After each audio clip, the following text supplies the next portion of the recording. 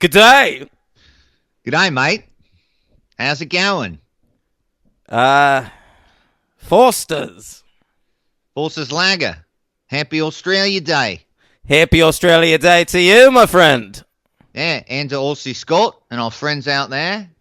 Everyone out there in Kangaroo Land. Hope you don't have to use the dummy while recording. Henry, we should open this podcast correctly. All right. Open on the Sydney Opera House. Okay. Okay, establishing shot. Yeah, everybody close your eyes. Sydney Opera House Day. Okay? You know we're in Australia. Okay?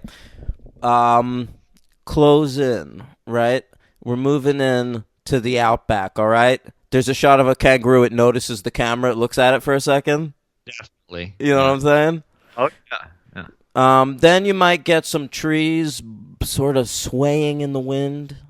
Sure. All right. A lot of dust. Sure. Yeah. And then maybe like a lizard that looks a little too big for a normal continent. A guana. Sure.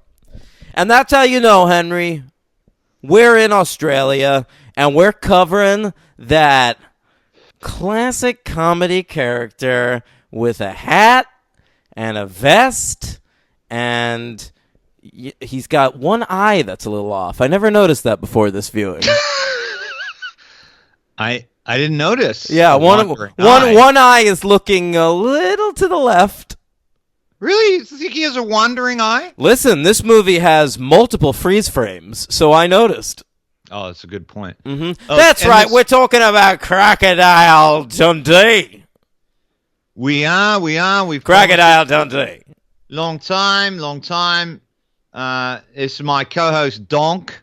I'm Nugget. Oh, that's right. The Donk train here. That's right. Donk train. The H Nugget. Daniel Ehrenberg. That's me. I'm over here in Brooklyn, actually. But listen, we're celebrating Australia Day here. We have an oddly large Australian listenership. We do. From the stats that iTunes sends me. And I will say that this one's for you guys. We love Australia. It is second best continent. Third best. Second best?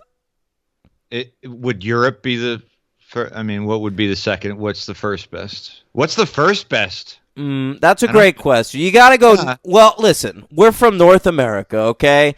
North America, it gave us, let's count them. Let's count them. Okay. Capoeira dancing. Ooh. All right. Pro wrestling. True. Uh-huh. Kobe Bryant. Oh man, That was rough. R.I.P. That's right. Yep. The girl Kobe Bryant raped in 2003. All right. She's from America. Hockey.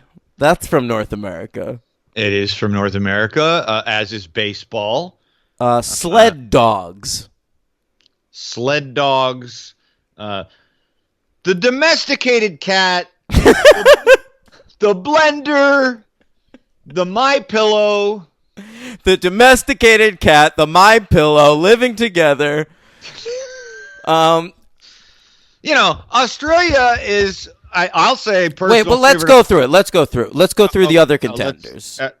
Okay. Right. There's Antarctica. That's not even a contender, right? It's got great whiteness visually. Let's talk about what Europe has given us. Oh, not much. Old buildings. Soccer. Not a lot of culture, so soccer, yeah. Science fiction. The Queen.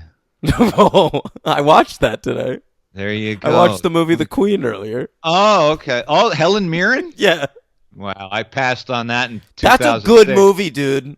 No, I've heard. I just, my feeling. You're like your feelings for Native American movies. I don't care for royal family movies. Yeah, I understand. I don't care. Unless Winston Churchill makes an appearance. I'm a sucker for all those Michael Sheen, Tony Blair movies. I've watched those. Those are from Europe. Those have government in them, so I'm more interested. Parliament. Well, he's in this one. He's in The Queen. Yeah, I need Parliament. Yeah. All right. Europe. They've given us the French New Wave. Giving us the French New Wave. It's given us the pub, the pint. Yeah. It's given us the metric system. That's true, I think. Yeah, it is true. Yeah. It's given us explorers. It's given us Scandinavian dark Netflix crime shows. It gave us the Holocaust. It gave us... Oh, they're out of the running. Okay. That's it. Cancel. Australia, for me, obviously gave me my favorite band of all time. So special place in my heart. AC/DC. All right. Fucking A. I wrote down a list actually here of 12 Australian icons that I prefer to Crocodile Dundee. Okay. All right. All right. I'm going to hear this. You ready for this? Are they from Australia?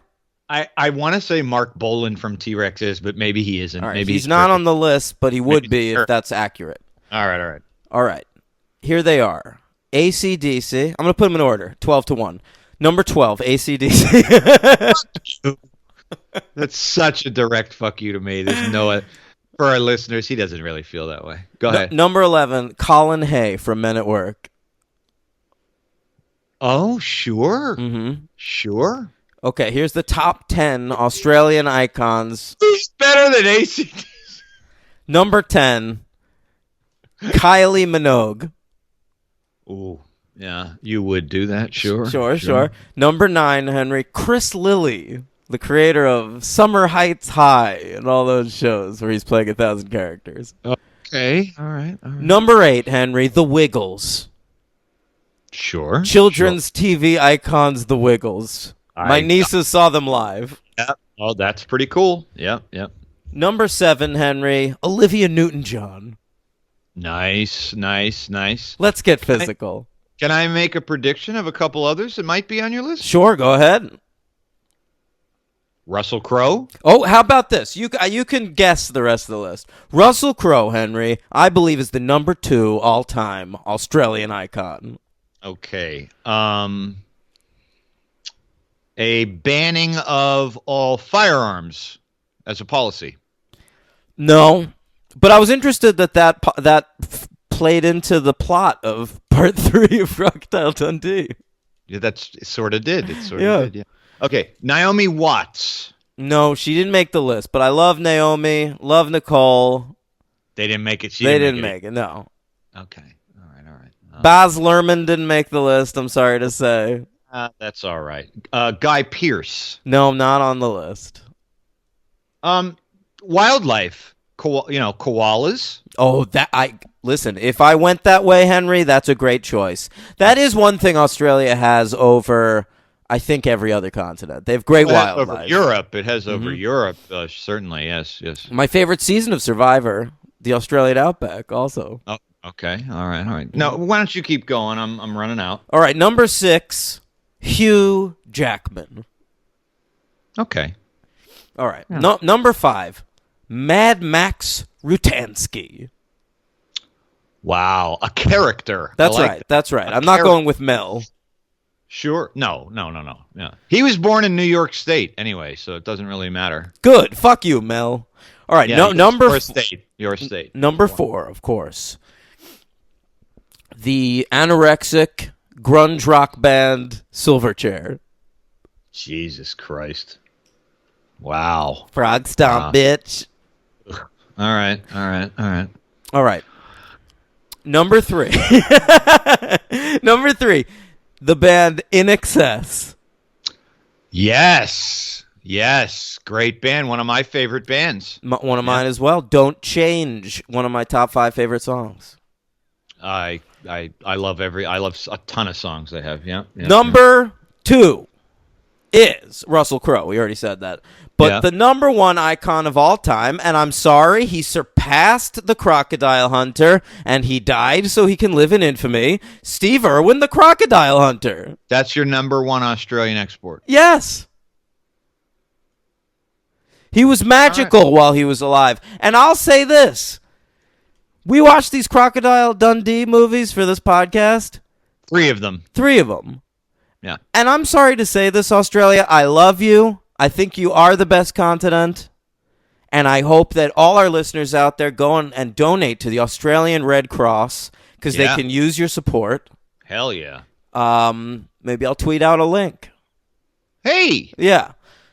But in the meantime, these movies are trash. Yeah. All three of them are bad. All right. And Easy does it. Crocodile Hunter Collision Course, that movie is as good as any of them. And Steve gave us Bindi Irwin, and she's a delight. Oh, yeah. That's his daughter? Correct, who I think just got married. Okay. All right. That's nice. All right, well, I'm not going to get into the movies quite yet. We're getting there. I would argue you made some excellent, you pointed out some great stuff. Should we do Asia and Africa? No minefields there. Nothing to point out negative at all. No. No. Two great continents tied for second place. Yeah. Obviously, Dan's number was skewed. He meant at the beginning of his list, he had written them. He sometimes doesn't number in order, so he has to look for the number. So obviously, he meant AC/DC was number one. He looked at it incorrectly, and that's cool, though. That's cool. That's right. And I'm ready to say this, Henry. I'm ready to say, to begin the conversation, let there be Croc. Did you just come up with that? Yes. You know, that's why, folks, this show thrives. It's the wit, it's the spontaneity, it's the brilliant quips from Daniel Ehrenberg. That's let there be Croc.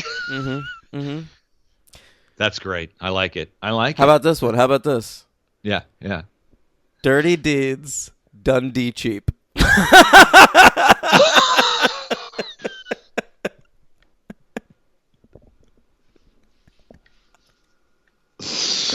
Wow. Oh man. That probably those two quips, I would imagine it would for me, took a lot of brain power out of you. Just they were so good. Well, it's a good thing we're up to the stats because I could just read these. Yeah, I'd be done. All right. Very good. I had an alternate joke for the beginning too. How about this? The D train to Brisbane. Ooh, pretty good. Yeah, I know it's pronounced Brisbane though, so I was annoyed. But and Melbourne is, Melbourne. Melbourne. Okay, Crocodile Dundee, in quotes, crocodile. Never forget that. I like that. Not in the world, but in America, we felt the need to let you know that this is not about a crocodile named Dundee. This is not like Kangaroo Jack. Hey, Harry Potter rule. Harry Potter rule for American audiences. Dumb it down, baby. Yeah. Paul Hogan, let's talk about him. What a hero. Absolutely. He was discovered in an Australian talent search. He was like a fishing guy or something. Yeah. And they gave him a chance to be on TV. People liked him. He wrote this movie, Crocodile Dundee. He came up with this character, and they let him make it. And it was his first movie, and it launched an amazing career. Let's rank every Paul Hogan movie we've seen at the end of the episode. It launched another movie, is what it did. Two of them. Well, I was just going to count the second one. Yeah. All right, so Paul Hogan wrote this screenplay with collaborators John Cornell and Ken Shady, neither of which ever worked again. Yeah. They didn't have to after what this movie made. That's actually a great point, Henry. Fucking A. It was directed by a fella named Peter Feynman, who up to this point had only done Australian TV. And I will say he never really did anything after this. He directed Dutch with Ed O'Neill. Oh, I remember that. And that's thing. it. I guess they had to give him another movie. He directed like a hit. Yeah, of course. Absolutely. So they were like, we'll give him a second movie, and if that doesn't like completely tank, we'll give him a third movie. Yeah. But then it completely give him Ed O'Neill. You think it was a producer's situation? Yeah, they wanted this guy to fail? Yeah, just like, look. If we just give him Ed O'Neill, we don't have to hear from him again. I know. Yeah. It would be like today. They'd be like, We'll get Ewan McGregor to star. Oh no, it's like HBO going. You think if we put Josh Gad. Wow. Look Did you at watch? that. Have you watched that show yet? No, I can't do that. Second And episode worse than the first. You told me already, and I trusted your gut. So This film was released in American arenas of entertainment. September 26th. I couldn't come up with movie theater. September 26th, 1986. I was 5 days away from turning 2 months old. I was 8 years old. I did watch the fuck out of this movie when I was a kid, though. The first two. Like, until I was like 10, I watched these like a few times. Me too. I mean, the first one many, many more times. The second one, I don't think so much. No, I conflated them in my mind. There were things I remembered being in the first one that were actually in the second one. Really? Yeah. Okay. Interesting. This movie had a budget of $8.8 million, and it made $328 million. It, at the time, was the number one film of all time in Australia. Yeah. And it was the number one foreign-made film of all time in America.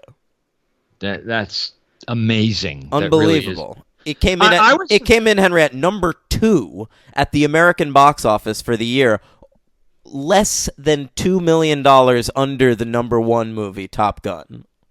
Wow. Hey, I saw a preview for the new Top Gun, by the way. Yeah, me too. It looks boring.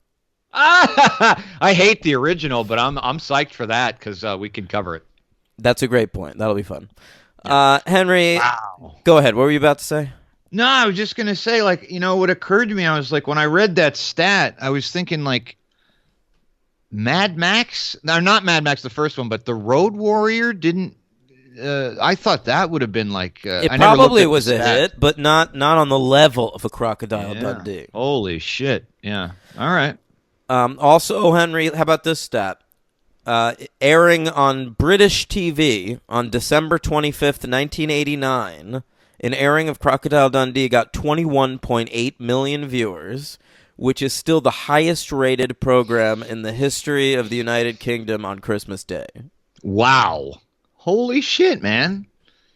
People liked to have a nice, fun, innocent time with a likable character in a fish out of water movie. They did. They loved a fish out of water, Henry. And this guy, I really think what helped this was it's Paul Hogan's first thing.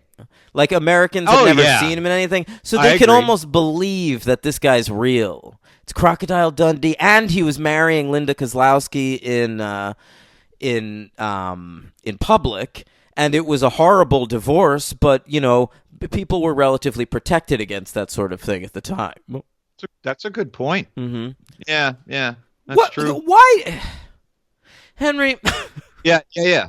I couldn't stop thinking about that the entire time I was watching these movies. Like, Which aspects? What? Paul Hogan, this dumb shit, gross weirdo.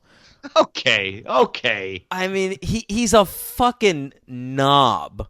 And they give him a shot at a movie. Like, it might as well be like that Jerry Springer movie. You're crazy. What's your fucking thing against him? He's a likable guy. I didn't expect this. He hires a female lead in his movie who's like a perfectly decent actress and very easy on the eyes. Sort of a poor man's Laura Dern, and but a rich man's Kate Capshaw. Great point. Yeah, right. Mm-hmm. Yeah, put her in Indiana Jones. Yeah. Yeah, you're right. This would have been worse with Kate Capshaw involved. Anyway, Kozlowski, Paul Hogan. 20 years younger than him, by the way. Yeah, and Paul Hogan divorces his wife of like 2 decades or something. They had already been divorced and then got back together and remarried. It's a little rocky. Okay, so he divorces his wife of like 20 years, and Linda Kozlowski marries him and then spends the rest of her career basically only making Paul Hogan movies? Now that sucks. It's like he held her captive. She could have had a totally different life. Yeah. And they divorced in 2014. I know. I would love to interview Linda Kozlowski. My first question, I'd be like, Linda, was it worth it? I wanted to read, I was curious, just as you were, about her. Like, what the fuck happened, right? So I found an article after I Googled her name, and she essentially did pursue an acting career, but she completely was overshadowed by this guy. And so she kept getting dragged into these like for TV, straight to DVD. Because she's Crocodile fucking Dundee's wife. I Exactly. get it, dude. I feel like Right. that could happen to anybody. It could. So she basically retired from all of that. But now she is happily remarried to some Moroccan rich guy and lives in Morocco happily ever after. All right. She's rich. That's good. Oh, yeah. She's doing fine. She and Paul Hogan remain friends. They're real good friends. Yeah. What do they talk about? What does Paul Hogan say? I did wonder that when I was watching the movie. Like, I was wondering about, like, the appeal of him would be, I would think, okay, he's got like the rugged thing going, but he's not really. Well, he's rugged, but he's not good looking. But I wondered what they would talk about. He's like a tan, blonde, ugly Paul Newman. Wow, he does kind of look like a Paul Newman, like a brother of Paul Newman, like Yeah. the old brother of Paul. Like Paul Newman would be like, I'm Paul Newman. And he would be like, you know. Our brother Todd. Yeah, I'm Todd Newman. Who knows, man? You never know. I do think that on screen they have very, very good chemistry. I really did. Because they were fucking, of course. Well, that's fair, but that doesn't necessarily mean you think people on screen have good chemistry. We've seen it fail many times. You're right. Sean Penn and Madonna in Shanghai Surprise. Wow. Yeah, that one's woo-hoo-hoo. Yeah. All right, yeah. can we do the awards? Yes. So many awards. There really are. What would you like to do first? The most difficult one for me to get out of the way? How about the GGs? Well, let's go with Oscars since I already Okay, fine. Yeah. Yeah. Oh, little ad coming up here. Ooh. What is it? Like Olive Garden? KFC. KFC. Herbs and Spices, of course. Oh, the Oscars. Nominated for Best Original Screenplay. Oh, I'm so sorry it lost to Hannah and Her Sisters. Woody Allen. Okay. I knew it was nominated for Best Screenplay. I forgot that's what it lost to. Yeah. Boy. I would say the Oscars maybe got it right that year. I think that they made a good choice. I'll tell you what, it was nominated for a few more things at the BAFTAs. Oh my God. Now this, ladies and gentlemen, this doesn't happen often, so relish it. Here it comes. The British Academy of Film, Television and Arts. BAFTA. Okay, great stuff. Nominated for Best Screenplay at the BAFTAs as well. And it also lost to Hannah and Her Sisters, which, by the way, was Woody Allen's third screenwriting award from the BAFTAs in a row. Wow! So Purple Rose of Cairo. He had run for Purple Rose in 80. He had won for Purple Rose in 85 and Broadway Danny Rose. Oh, sorry. So sorry. Broadway Danny Rose in 84. Nominated for Best Actor at the BAFTAs, Henry, Paul Hogan, one of our greatest thespians. That's right. He lost to Bob Hoskins for Mona Lisa. Did anyone ever win anything over Bob Hoskins for Mona Lisa? Not in Europe. I feel like Daniel Day-Lewis lost an award to Bob Hoskins. Fucking Morgan Freeman lost to Bob Hoskins. Everybody loses if Bob Hoskins is involved and Mona Lisa's in the title. I still think they snubbed Super Mario Brothers. They should have called Super Mona Lisa Brothers. There you go. Yeah. There you go. I like that. The GGs, Henry. Bring me over there. I'll bring you there. It's the GGs, the Golden Globes. It's the Hollywood Foreign Press, mostly French. Paul Hogan has in his possession a Golden Globe Award for Best Actor in a Comedy. There you go. There you go. Woo! Would you have been happier if that year Eddie Murphy would have been nominated for a GG and won for Golden Child? No. My case is Crocodile Dundee's a better movie than The Golden Child. I wouldn't go that far, I but would. It's up there. Yeah. All right. Best Supporting Actress, Henry, Linda Kozlowski. Now, keep in mind, at the GGs, that encompasses comedy and drama. It did then. So it still does. Linda doesn't it? I don't think it does anymore. I think that's musical or comedy and then drama. Really? Supporting actor? Support. Maybe not. Maybe not. I don't know. There's a lot, but go ahead. I'm just saying the Golden Globes thought that Linda Kozlowski gave one of the 5 best supporting female performances in a film that year. If it's just 5 performances, that's a big honor. Great honor. But I'm sorry she lost to Maggie Smith for A Room with a View. Of course she did. Yeah. This film was also nominated for the Best Comedy of the Year at the Golden Globes, but it lost again to Hannah and Her Sisters. Okay. Mm-hmm. Yeah. We're still loving The Woodman. His heyday. Mm-hmm. Yeah. Henry, Crocodile Dundee. It opens on a shot of the Twin Towers. I know. And All I could think was, here we go. Thank you, God, for our show. Why do you say that? For that shot. That's all I thought about. As soon as it came up, I was like, perfect for the show. That's something Thank to talk you. about, sure. Yeah, I was like, thank you. I was like, excellent, thank you. And not the only time that we see them. We see them a lot. From the Twin Towers, we immediately cut to the offices of New York Newsday, the newspaper that Linda Kozlowski works for, which is a huge newspaper getting real big scoops. We find out in the third movie that they have an office in Los Angeles as well as New York for some reason. Yes. And Linda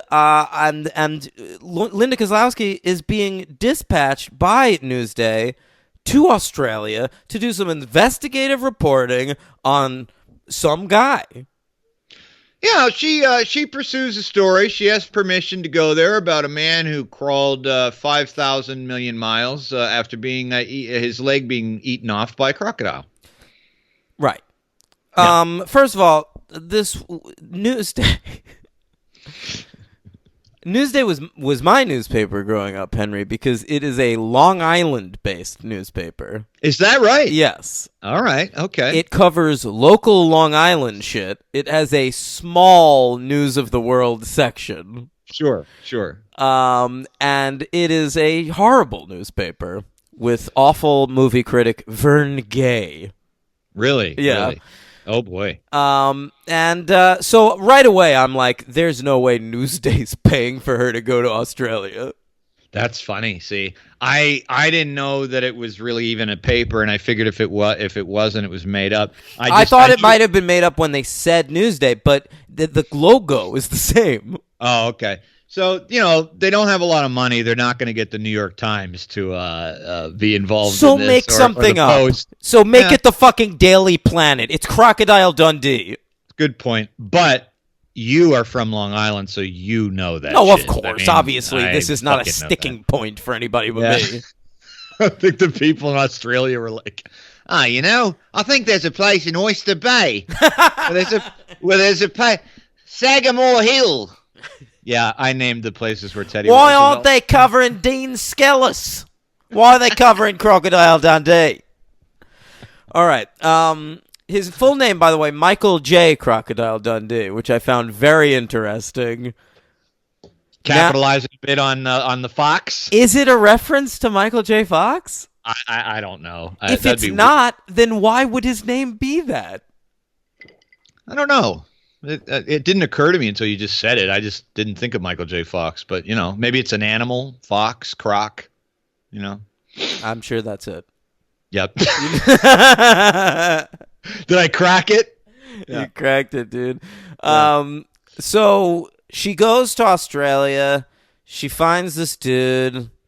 He's wearing a hat. He's hunting crocs. He takes her to live with him in the outback. In the bush. Yeah.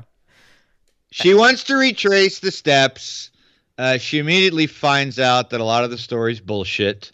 But in such a lovely way, this movie has such an innocent touch to it. That I like the opening scene when she goes to the bar and Wally, one of my favorite characters. Who's that? He's the old guy. No, he's good. He died after Crocodile Dundee II, and I genuinely missed him in the third one. Yeah, he died a bad death too. Did he? How'd he die? Cirrhosis. Come on. So this part was not a stretch for him. No, I don't think. He was a drinker. Yeah. Yeah. A man named Foster killed me. Yeah. He was murdered by Foster, Mr. Foster. Now, when I was growing up, those fucking Foster, do you remember, were they around when you were a tiny tot? Because Paul Hogan was all over my television. Yeah, Australian for bear. Yeah, I didn't know if they were still, you would remember That those. was a huge deal. No, Foster's, I growing up, I always wanted to drink Foster's because I liked those commercials. And then as an adult, I had a Foster's, and I was like, oh, it's disgusting. Oh, I liked Foster's. I didn't think it's a bad beer. I do love that keg can design. Yeah, it's fucking great. That is nice. That feels good to drink. Yeah. Well, I like the opening scene when Sue goes there and she meets all the locals, and there's little touches in there. You get to see him punch out a poacher, and there's just little touches here and there. Talk about some of them. Well, that whole bar sequence has got a very intimate feel. They make it as silly and ridiculous as it is, especially in 2020, Jesus, in 2020 to look back and see how sort of a set piece it is. It doesn't feel that way. All the characters are clearly very real, authentic Australians, and he comes in with a crocodile skin over his head, and he's more of a playful guy. And I think it's a fun entrance, and it's a little tension there when he's getting harassed when he's dancing with Linda Kozlowski by those jerks at the table, and you don't really know where the movie's kind of going to go, because right away you don't know if he's going to be a brutal kind of violent guy. Yeah, is he a badass? Yeah, and he's not, and I think that's really kind of cool. What does he do to the two dudes at the bar? I'm trying to remember. He just punches them. Oh, great.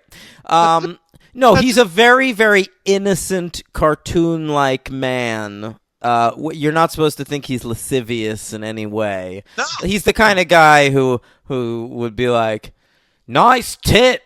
And then the girl would be like, excuse me. And he'd be like, what? I'm talking about this mouse over here.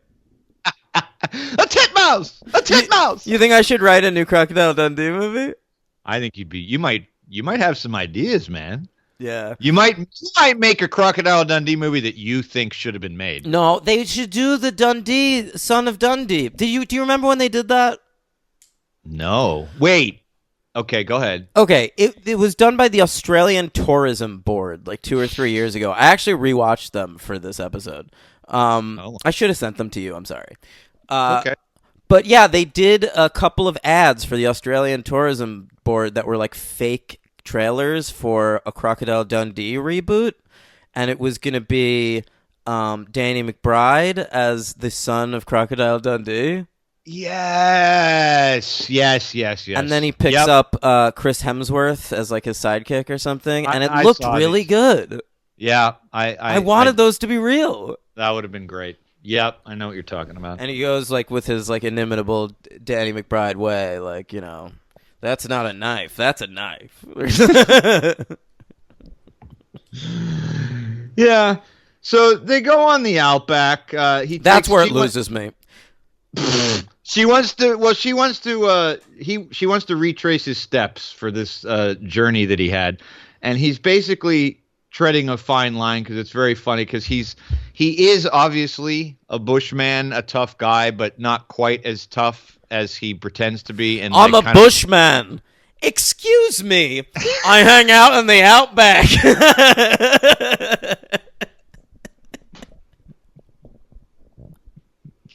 Basically, what you're saying is like Paul Hogan could get away with saying anything because there's just another meaning behind all Aussie slang. Yeah. I like that. Mm-hmm. I want your pussy. Excuse me. It's another name for Wallaby. What a pretty little cat you have here. Petting him on his head.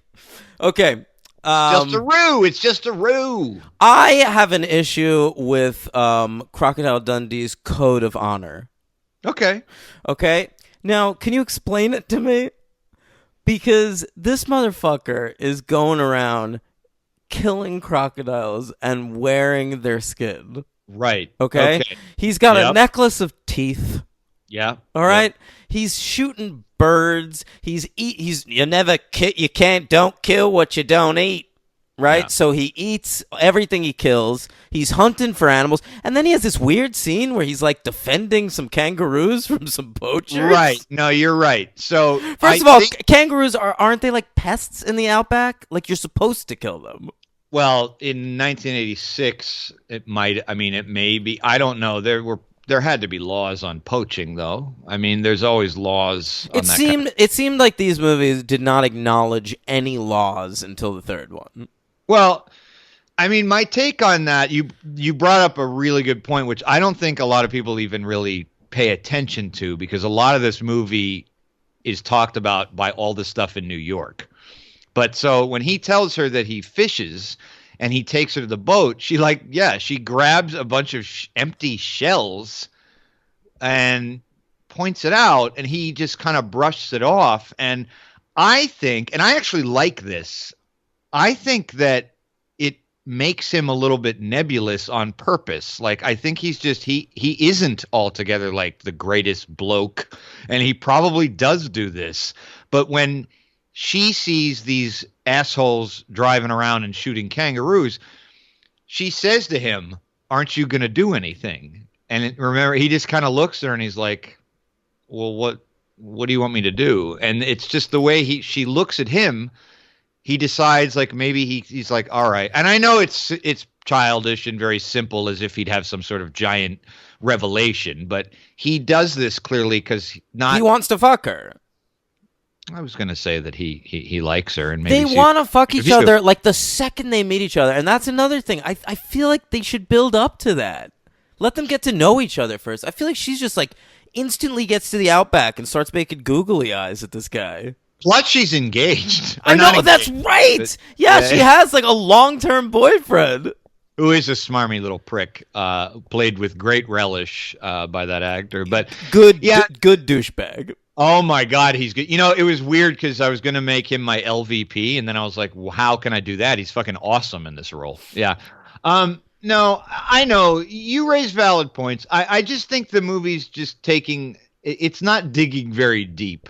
And I think it's also just playing upon, this is going to sound very obvious, but whatever.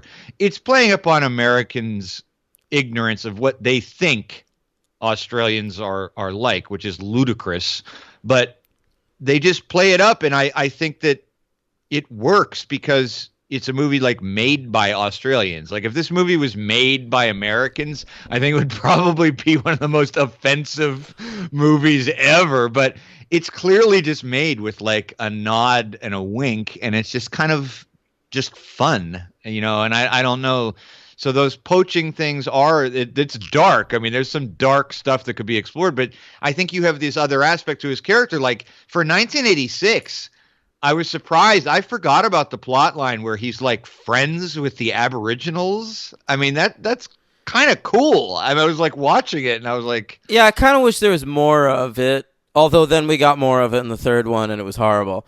too much. Yeah, it's too much. Yeah. But like that was a touch. I was like, oh, it would kind of reminded me of Lethal Weapon 2 when they had like this progressive stance on apartheid for Lethal Weapon. That's Remember right. that? Yeah. So weird. And I was like, what is this about? How, okay, we're getting political, Donner. And it was just kind of but it's really not in your face. It's just like, he just likes everyone. Everyone likes him. He doesn't, it's very effortless, that whole thing, you know? Okay. So they go to New York. I don't really know why even. She likes him. She thinks she's like a good... It's a story. Yeah, but she went to Australia. Like that doesn't happen. You don't like go to Australia to cover a story and then be like, "You want to come back to America with me?" No, exactly. No, you wouldn't in the real world. But if you did think like that, you would probably be one of the most brilliant idea men or women in the world to literally have this enough foresight to be like, I wonder what this fucking guy would do in New York City. It's like King Kong. Yeah, it is. It is like King Kong. Yeah. It would actually make more sense if Linda Kozlowski, upon getting to America, tried to like sell him to a TV network or something as a star. Yeah, that would have sucked. Sure, but this movie has no stakes and doesn't make any sense. Nothing that comes after the previous thing flows into the it doesn't. We come to New York, and then what's the plot in New York? There's not a. He runs afoul of a pimp. He has trouble using a bidet, and that's it. I think you're right. There is no conflict. I think it's just about it's essentially a romance, and it's absolutely just simply a fish out of water. It's a romance. Sure. I mean, it's like Dr. Zhivago is what it is. Is what it reminds me of. Yeah. This reminds me of a David Lean film. The second one reminds me of a David Lean film for other reasons. I don't know. You didn't like any of the gags. You didn't like. I got two things I thought of you when I was watching this. One, I thought you were going to come out of this movie feeling like you did after you saw Teen Wolf. I thought there might be. I thought that might happen too. Yeah, I just had a feel, and I also thought you might be humming that crazy theme. What's the theme? Dun dun dun dun dun dun dun dun. Oh yeah, you know what? I was that day, but I forgot it by now. Yeah, the score's pretty good. It is a very good score. I like the main theme very much. I think it's very cool that percussive thing that they got going throughout both the first two movies. The dun dun dun. Oh yeah, yeah, a lot of low bass. Yeah, it's very cool. But yeah, I don't know. I thought you might have a little softy spot for what's going on. I thought I would because I have nostalgia for it. Like you do. Yeah. Yeah, I just stupid. It's just too dumb. Yeah, it didn't catch on with me. It just I was bored. Really? Yeah, because there's not really a story. Oh, I forgot there's a dog in my room right now. In your room? Yeah. Wow. Look at this dog. I'm looking. Do you see him? Is it black? Yeah. Oh, he's blended in. All right. Hey, Appa. Yo, Appa, you gotta come out of my room, man. He's wrangling Adobe right now. Yeah, he's trying to get this dingo out of his room. So, Appa, yip. Yep. Oh, yip. I guess that's a command. It's caught on a thing. I gotta pause it for a second. All right. Yeah, so you had nostalgia, but you just pretty much thought it was kind of dumb. I mean, I don't know. I liked a lot of his experiences. I thought some of the characters, I mean, they were. It felt a little bit like outtakes from After Hours. A lot of it, although I liked seeing New York in the 80s, and I think it's photographed really well. I love the way they shoot New York. I don't know. It's a sanitized New York of the 80s. Although it's a New York I recognized. Me too. It's certainly the New York of my childhood. But I don't know. There's nothing specific to New York in this movie. It's not like Ghostbusters or something. It's like his issues are all with like modern life, and we never go deeper than like that guy's got testicles, or Right. like, By or that girl. Yeah, I mean, by that rationale, it could take place in fucking Chicago or Miami.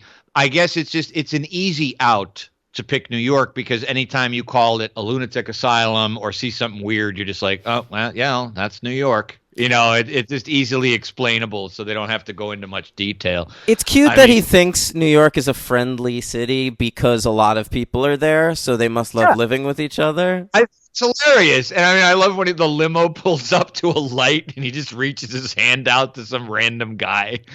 Mick Dundee, Australia. Oh, yeah. I liked that scene, too. I just like all that. And it just like, we actually said this, oddly, I'm referencing this only because it's the last. And he invites his cab driver to the bar. I love it. That was good, too. It's the most recent movie we've covered that I've said this. Is the only reason I'm not comparing it to. But remember how we were saying how, like, despite its crudeness, American Pie is actually a very kind movie. Mm-hmm. Like, there's not a. I just think this is a very kind movie. It's very sweet. The cop on the horse, like, doesn't arrest him. He gives him a ride back to the hotel. The bellman is very nice. Reginald Val Johnson is very funny in it. You know, I liked him. He threw a boomerang at a pimp. I enjoyed that. Hysterical and, you know, ridiculous. And, you know, I was surprised at only one offensive joke, truly offensive joke. I didn't remember it. When he does grab that lady hurt by the testicles, the cab driver does tell him that yes, she is indeed an FAG. Well, we're still at a point in 1986 where in a movie, if someone finds out that another character is trans, they must immediately vomit on them.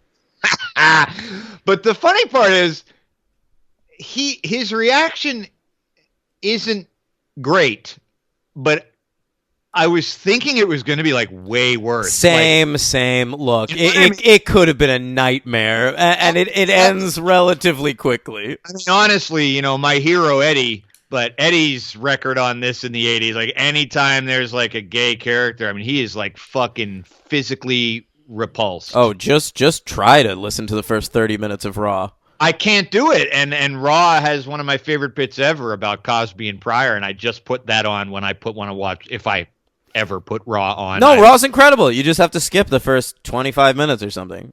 Whole thing, yeah. But so in this, it's kind of it's still treading the line between it. It's pretty innocent, you know, and yeah. I mean, I just think a lot of that, and yeah, I like the scene, and it's also, you feel bad for him when he goes to the restaurant with the rich asshole boyfriend, and he purposely tries to humiliate him. Like it's like uncomfortable. And but Crocodile Dundee can't be humiliated. He has no shame about who he is. No, right, correct. But we feel bad that this is happening to him, and he just punches him, which is great, because it's just like, God, that'd be nice to just be able to do that. And there's little throwaway lines even in that scene when the boyfriend offers him, like, he says, I'll have a martini and she'll have one. And then he says, do you want anything, Mick? And he's like, yeah, I'll have 2 of those and a beer. You know, it's just like little throwaway lines like that I think are just very funny. Okay, well, it was fine. It ends with a particularly horrible sequence set in a subway station. Heartstrings. Henry loves it. What? Go ahead. I have always loved that scene, and I got to tell you something. I hadn't seen the movie for many, many years, and then I bought it in the Bronx for like 50 cents on VHS in like 2011 when we were working at the store, and I fucking popped it in, and that scene still gets me. I still think it's just so touching. I love the music. I love the build-up. I love the little shot of her running down by Central Park. I love it.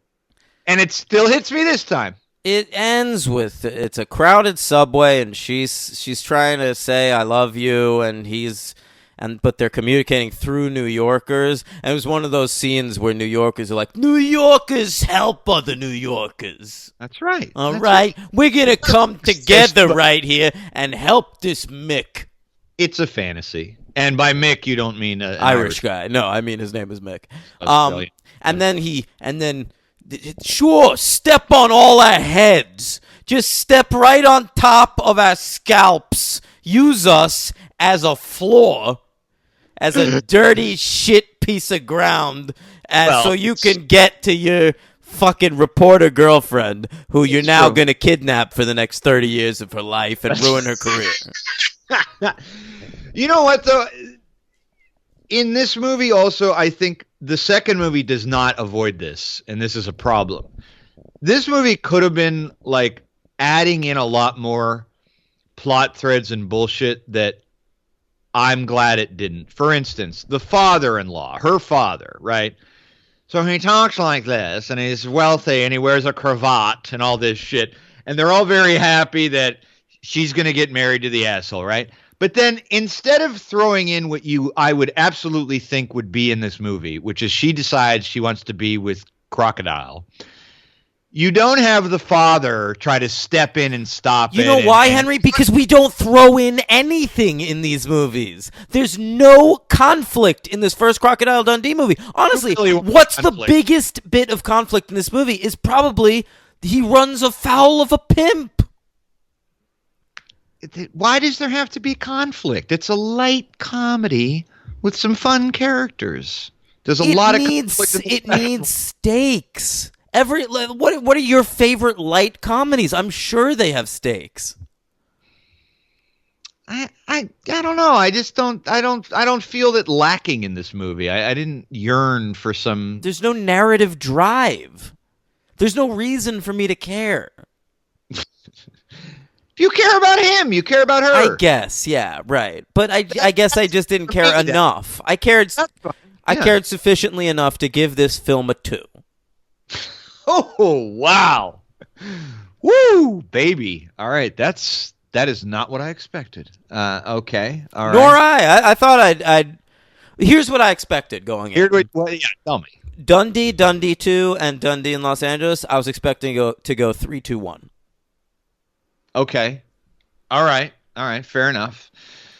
And you started right out with a 2. Mm-hmm. Okay. All right.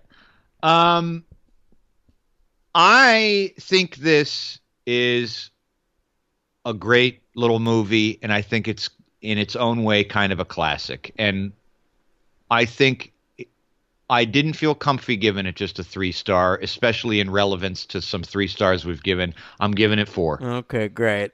I love it. I love this movie. It's never aged poorly. This is one of the few movies for me from this era that is still as funny as I thought it was back in the day.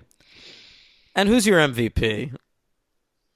Well, you're making me want to give it to somebody else now. I feel as though if you like this movie, you have to give it to Paul Hogan. Well, I had a tie that I was going to decide on the show. I have Hogan / Kozlowski because I think she's really good in this. I was going to give it to Kozlowski, but I feel like I've been constantly giving MVP to female leads. Well, we had to do that during the For American Pie, yeah. Eyes were, the women were better, a lot better. I mean, yeah, I guess you're right. I'll give it to Paul Hogan, but I have to say that Linda Kozlowski is like not just the damsel in distress, and she's not bland. No, she's definitely her best in this one. Yes. All right, you know what? I'll go Kozlowski for you, so you can go Hogan. And LVP for me was just anything in the pimp. That whole storyline was insufferable. That's actually mine, because I actually thought the hookers were ridiculous but kind of cute in his innocence towards them. But the pimp is really like too much. Yeah, too much. It's a Crocodile Dundee movie. I don't need some sleazeball running around with a fucking switchblade. Yeah. Oh, and hey, just right before we finish, can I finish? You know, every time, how great is that sequence and the whole way it's done when they get mugged? Oh, this isn't a knife. This is a knife. I mean, I haven't seen it that many times, and when I see it, it's like this is so fuck. There's something about it that's so fucking funny. But then she's got this whole monologue like, "You make me feel like I'm Cinderella" or something. I'm with you on Fucking that. awful. I'm with you on that. But there's just something so funny about that where she's just like, "Give him the purse," and he's like, "What for?" I love that. I love it. 4 frickin' stars. All right, superhero count. Yes, you'll be happy to know that we'd had to cover 3 movies. Hey, Josh Lemur, listen close. Listen close. I'm always happy to have his input. You'll be happy to know that the count is in each movie, but the count is low. Oh, so, great. Let's hear it. Right? Good news. Paul Hogan, of course, was in Lightning Jack. That's a great superhero film. Almost an Angel. He's obviously a superhero in that. Definitely. I'm pretty sure I saw Almost an Angel in the theater when it came out. I don't believe I've ever seen... Oh, that's not true. I saw that Flipper movie. I didn't see that. Yeah, I was a kid, so there's a Flipper movie. I'll go see it. Absolutely. It was like in the wake of Free Willy. They were making a lot of like sea life movies. I hear you. All right, just the one. Reginald VelJohnson. This one took me aback. And we've covered Reginald before, obviously, on our inaugural show. This didn't exist then. He played a fire chief in Avengers Endgame. Wow. Good for him. I got to go back and look for him. Yeah, FYI, Reginald VelJohnson, great fire chief. They should put him on one of those Chicago Fire, Ladder 49, any of those shows. I agree. It is, I have to say, it's in a deleted scene. But, come now. So is that the only one? Yeah, but I had to include it. Yeah. Linda Kozlowski's certainly not in one. Oh, he's coming out. This is something called where he plays Reg. Is his character's name in this Reggie? What? Oh, I saw this thing you're talking about. I don't know what the fuck that is. All right. Very odd. Okay, that's it. Let's move on. Crocodile Dundee II comes out 2 years later. They could have used another year of prep. Paul Hogan back to write with a new collaborator, Henry. His stepson, or no, his son from a previous marriage, Brett Hogan. Yeah, true. A very good writer. His writing credits include Crocodile Dundee II, and that was the end of the sentence. That was the end of the sentence. Okay, I see. Yeah. John Cornell is our new director, another fella who had worked with Paul Hogan on television. This is a big mistake right away. I want to point it out right away. He co-wrote the first movie and decided to take the directing helms here. That's going to be a problem. Oh, Cornell, that's right. Yeah, he's one of the writers on that first one. That's a problem here. That's a big problem with this. Honestly, the directing was the least of this movie's issues. Oh, I thought it was a big issue, but I didn't think the look of it was all that horrible. No, not the look. The pace. Oh, sure. The pacing, yes. Okay. So at Crocodile Dundee II, after that, he did Almost an Angel. It was another situation. We're going to give him one more. Here, we'll let him do the next Paul Hogan movie. That'll go well. It's like we have this vendetta against Australian, but we have this falsified fantasy of how Australian producers operate. Look, you get one. I don't care how much it makes. Then you only get another one. Every decade we let one new Australian filmmaker work in Hollywood. It was George Miller in the 80s. It was Baz Luhrmann in the 90s. Yeah. And in the 2000s, we let Mel Gibson come back. You're fucking right. Yeah. From New York State. Okay, Henry. This movie was released May 25th, 1988. Memorial Day weekend, huge release, almost double the budget, $14 million. Big box office, 239.6. Huge Yeah. hit. Pretty sure I saw this in theaters. I'm almost positive I did. I would have been 10. And I'm pretty sure I saw the first one as well in theaters. But yeah, and it is a fucking hit. Yeah, Jesus. huge hit. Almost $100 million less than the first one. So that's a big Right. drop. But It is. But still a hit. It was the number 6 movie at the box office in America. I wrote down the top 7 here if you want to take a stab. Die Hard. That's number 7. So Crocodile Dundee II made slightly more money than Die Hard. Wow. All right. Go ahead. Give All me right, the something. top 5, the only movies that made more money than Crocodile Dundee II are number 5, Twins. Yeah. Number 4, Big. Oh yeah. We loved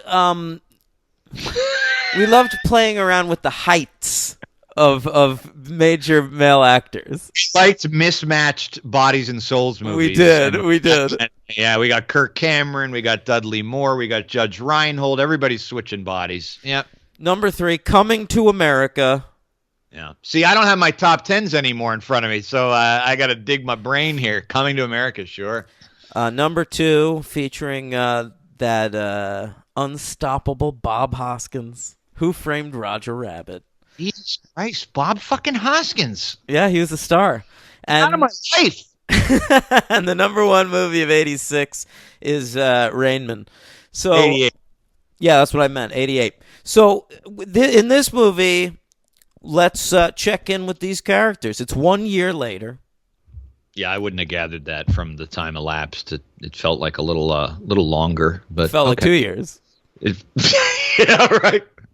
Could have been any time period. Could have been a week. So Crocodile Dundee, he's going blast fishing in like the East River.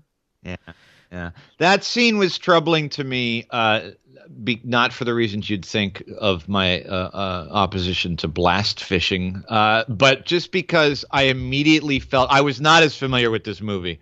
I'm going to say right off the bat, even though I'd seen it a couple of times, I didn't remember a single scene of this movie that took place in New York. Not one part of it. That's crazy to me. I remembered so much of this shit. I only remembered the Australia stuff. So right away, I felt, and this is weird because I love the first movie so much, I felt fatigue immediately with the blast fishing joke. I was like, oh no, we did all this already. I was okay with him blast fishing in New York, but then when like the cops show up in a boat and in a helicopter. Ooh, let's not bring up helicopters. He fucking like it's just so crazy that they depict the police as, first of all, sending that many people out to investigate this, and second of all, they love him and they know him. They're like, hey, we should have known it was you, Crocodile Dundee. What are you doing blast fishing in the harbor? Come on back to shore, buddy. Thought it might be somebody else blast fishing out here, but we just wanted to get the whole fucking force out here. Just to see you, Croc. Tell Sue I said, hey, Mick, on behalf of the whole NYPD.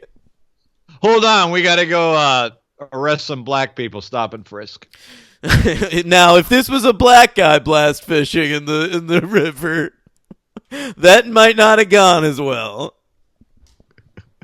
They'd be shooting 47 shots into that water to kill a tuna. 41 shots, Henry. 47. 41 shots, Amadou Diallo. 67 shots, Kent State. Never forget. Or they would try to use their billy clubs and ram it up the ass of a fish. You know, that's possible too. Sure. Having Billy Fish tonight.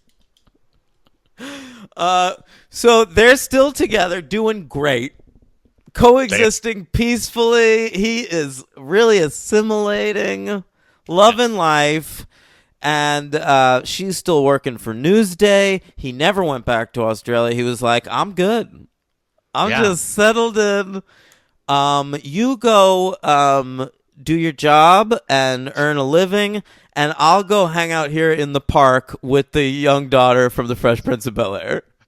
Is that who that is? Yeah. Oh my God. Yeah, I'm just gonna fuck around all day, every day, do nothing. There's even a line in the movie where she's like, "Oh, Mick, remember the last time you went looking for a job? You just stay home and don't worry about a thing."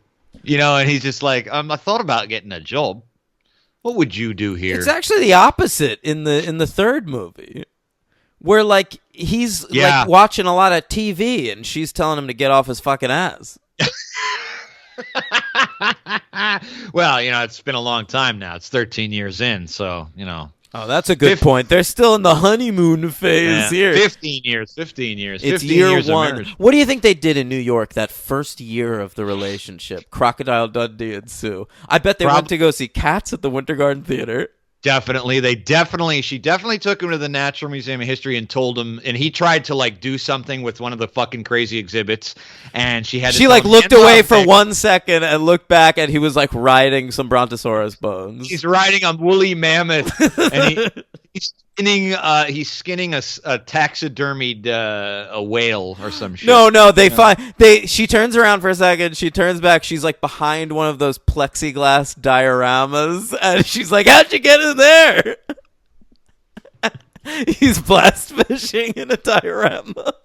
Dude, he's in the aquarium. And he's like Spock in Star Trek IV: The Voyage Home, and this is always how it is. She turns around for a second, then she looks back, and he's like swimming with the sharks.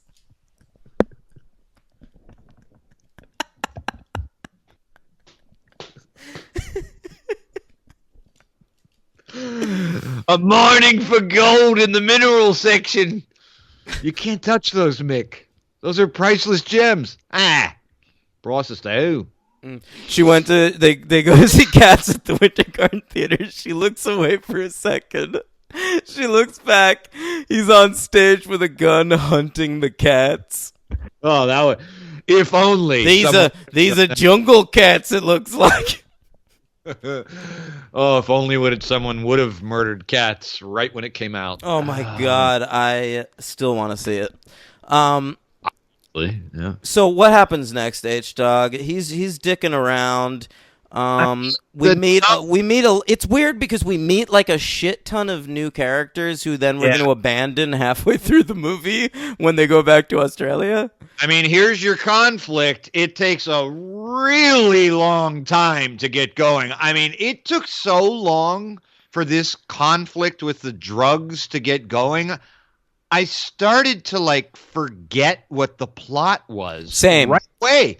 Like I was like, wait, she gets kidnapped because her ex-husband, who was briefly mentioned as a rebel that she married to, they bring that reference back. So her ex-husband takes pictures of a drug dealer murdering somebody, sends the film to her, so they capture her. This is what happens, by the way, when a writer of the first movie directs the second movie. The entire plot's going to center around a throwaway line from the last one. That's exactly right. And so the film gets sent to the apartment. She doesn't know what's going on. She gets kidnapped. Mick has to rescue her in this mansion that is rather impressive for what seems to me to be a very low-level drug lord. He's got like 5 henchmen. Yeah, I was blown away by this because then like the so it's like, what does she have? Evidence that these drug lords like murdered somebody? It's the photographs that her ex-husband took. That's it. Okay, so the film. So it's something that could be incriminating. Could be. It could possibly be incriminating. So they're a Mexican drug gang. Colombian, sorry. Yeah. They send the film up to New York. They follow the film to New York to try and get it. They kidnap a woman. Yeah. And then they follow them to Australia? I mean, they compound their felonies needlessly. They could probably just be like, all right, so, if they get the film, it's probably pretty blurry, and we'll just say it wasn't us in the picture. Then we get a cop coming in who I was convinced was going to be part of the plot. ending up being like a crooked cop who's actually trying to take over the drug business. I was getting way over ambitious for Are you this talking plot. about Stephen Root? His boss, the gray-haired guy. Yeah. The guy who sits down at the breakfast table and eats breakfast with Dundee and her, like the lead cop. Sure. Flanagan, the lead cop. Yeah, I remember that name. Yeah. I mean, and then that's not at all the case whatsoever.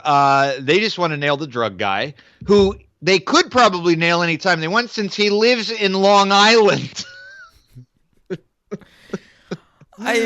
Yeah, that's right. They go out to Long Island for that mansion with the punk kids. I mean, the time it takes. Mick Dundee scopes out the house with a Charles S. Dutton. He scopes it out with rock. I want to talk about Charles S. Dutton.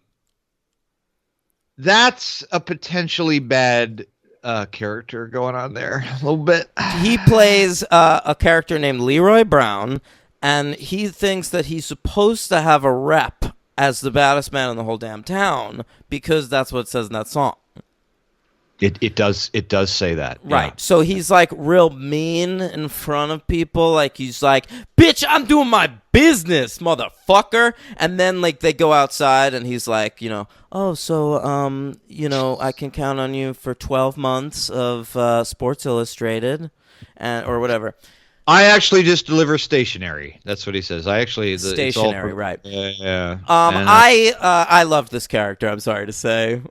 Did you? I did. I really enjoyed Charles S. Dutton in this movie. He's always good. I mean, I just didn't. It was just so weird. It was He's such my a MVP. Really? Oh no, I have a clear-cut MVP in my bed. Okay, all right, yeah. I mean, but it's just bizarre because like he goes to scope out the house, and this is a fucking guy who lives in the outback, and he goes all the way back. I kept thinking of how long, because the movie takes so long to get going. I'm like, he goes all the way to Long Island, looks at the house, then he decides we're gonna need backup.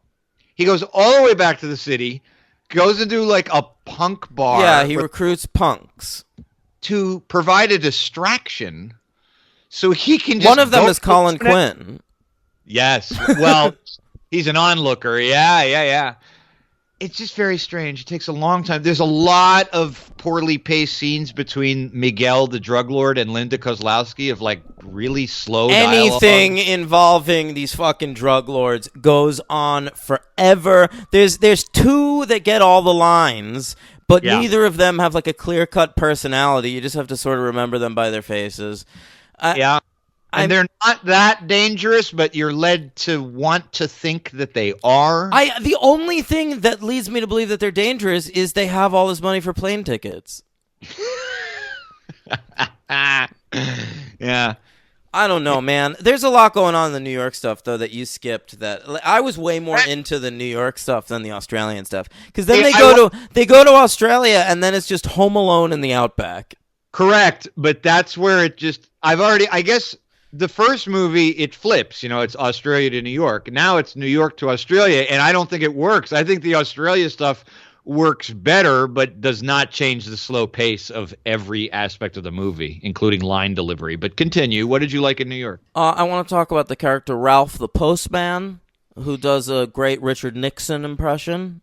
That scene was hard to watch. I enjoyed that. I enjoyed when he talked a guy down from suicide.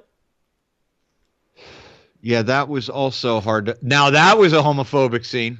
That was really how so? Because by the way, that's a scene I remembered as being in the first one. Never. I didn't remember a thing. Not one thing. Yeah, because he starts to fall, he says. The guy's telling Mick why he's jumping, and he says, he meant everything to me. And so Mick gets really freaked out that he is a gay guy and falls off the roof because of it. You remember that?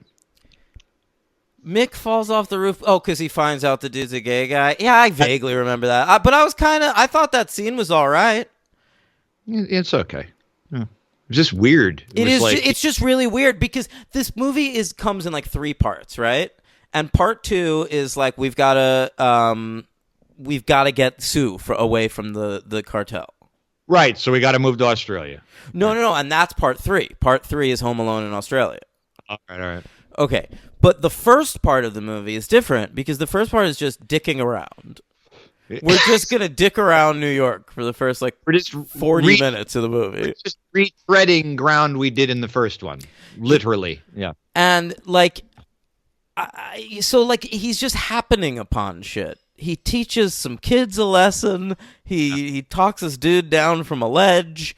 He hangs out with his postman. He talks to Leroy Brown a little bit. He goes to the bar. Right. Yeah, no, you're right. It's just dicking around. And I think this is where also another problem, and I will say that where you kind of found or were almost tired of Paul Hogan from the get-go in certain ways in the first one. This movie really made me realize this is a one-trick pony movie. Paul Hogan sucks, dude. It's a one-movie type of thing. It's a one-movie idea. I disagree. Okay. I think Crocodile Dundee's ripe for a franchise. But you need to give him adventures. And I don't want his adventures to involve pimps and gangs. And Where do you want his adventures to be? Like Crocodile Dundee in Paris? I mean, what do you want him to do? Maybe because he's not an action figure. That's the problem of the second movie. He's not like Indiana Jones, and they try to make him that when he gets to Australia. Maybe he has to coach his kids' baseball team. Well, then that's Bad News Bears with Crocodile Dundee. That's a Dan movie right there. That's good. You would love that. Did you read that they were thinking about doing a Beverly Hills Cop Crocodile Dundee team up? I didn't, but that's an idea. Axel Foley and Mick Dundee. That would work. Probably would have. And then you could do a storyline where Judge Reinhold's jealous that Axel likes Crocodile Dundee so much. You just get John Ashton swearing the whole time. Yeah. Hey, and then at the end, John Ashton looks at the camera and puts on like a hat, like an Australian Outback hat, and is like, I think this is a good look for me. Yeah. And Eddie Murphy can make some crude comments about Sue.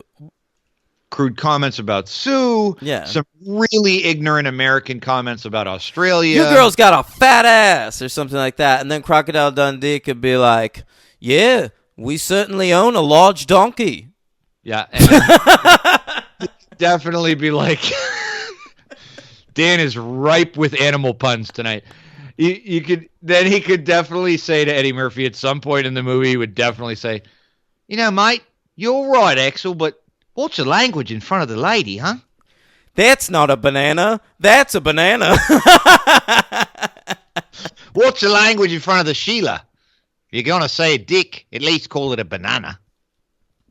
God. Henry. Yeah. What about when he enlists those Japanese tourists to do some karate with him? Oh, my. You know, Asians have probably had the longest road to overcome in cinema. You're 100% right, man. Right? I mean, even Hispanics have, like, passed the bar over, you know, African-Americans. Asians just... When did it stop? Last year, Henry. Last year. When did they stop just being photographing everything and just or knowing kung fu of some sort? My God. Yeah, or like Eastern medication or something. The acupuncture craze of eat, pray, love in Indian. Yeah. Oh, my. Yeah, it's weird. Henry, so they go to Australia and they win. You have anything else to say about this movie? Wow, that was a plot passover. I liked Wally in this movie. I like they gave him more to do. They did give him more to do, and honestly, it was between him and Dutton for my MVP. Yeah, because I also like Stephen Root, but he's not given that much to do, and also he's not Rudy yet. He's not doing that whole like I'm Stephen Root, I'm going to talk like this mile a minute. But it's not there yet. You like Stephen Root in this just because you like Stephen Root, just like me, but he doesn't do anything in this movie. No, but like what else am I going to hang on to in Crocodile Dundee II? You already said you got Wally, you got Dutton, Leroy you Brown. you got Colin Quinn, Sure, why not? you got Susie Essman. Yeah, she showed up for a second. She's the tour guide Mhm. on the subway. Did this ever exist, my Tours friend? of the subway? I mean, there's New the York- Subway Museum. Yeah, but these guys are. She is literally taking these guys into Yeah, the she's in like the Hoyt Schermerhorn station. crime-infested subways of the 80s, of which I have very distinct childhood memories of being in, with the graffiti-covered clad. Yeah. Jesus Christ. Yeah, the ending of the movie just Dan's right. It's Home Alone. It's just drawn the fuck out. Like, it's so boring. Well, that's why I can remember almost nothing about it, because it's the last half hour of the movie at least, longer. and it's just all it is we're gonna defeat the bad guys now. Watch how that plays out. One by one by one. I just wasn't interested in that, and so I'm sitting there like I'm at work. I'm looking at my phone. Louis Guzman's in this too. Like more than you'd expect too. Like, yeah. He doesn't have a lot of lines, but he's like always in the background. And the big dude from Speed. He's one of the big Hispanic guy from Speed in the bus. He's like one of the henchmen, if you recall. He gets tied up in this, and he's like laying against a cave. I didn't notice that. Yeah, but I liked a little bit of the ending. My MVP.